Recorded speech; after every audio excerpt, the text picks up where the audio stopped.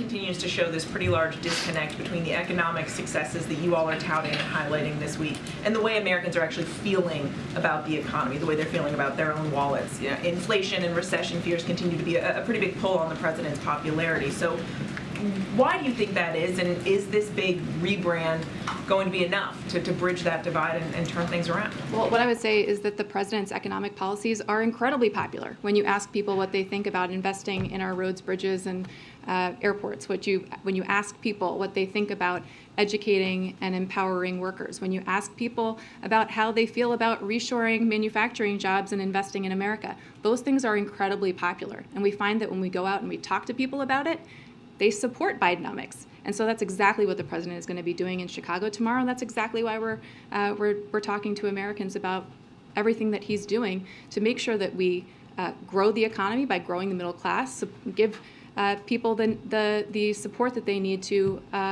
grow our economy for us. And yet, despite those numbers that you just cited, I mean, according to our last poll, 54 to 36% say Donald Trump did a better job handling the economy when he was president than Biden has done so far.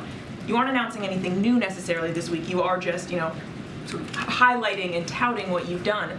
Is that enough? Well, what I would say to you is look at where we were when we came into office, when after 4 years of Donald Trump, unemployment was over 6%.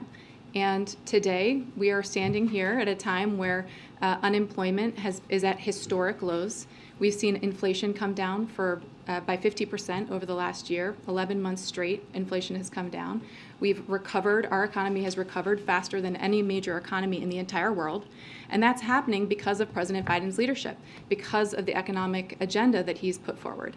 2.5 years into this administration, we are just seeing the first impacts of all the historic legislation that he was able to achieve in the first couple of years. We're seeing shovels in grounds. We're seeing private investment come back to our country. We're seeing millions of jobs created. And so now is the time where, with all of those accomplishments, the president can take this message to the American people and say, this is what Bidenomics is, and here's what we have to show for it. Let's put our foot on the gas and keep moving forward instead of returning to these failed trickle-down policies that never seem to ever trickle down.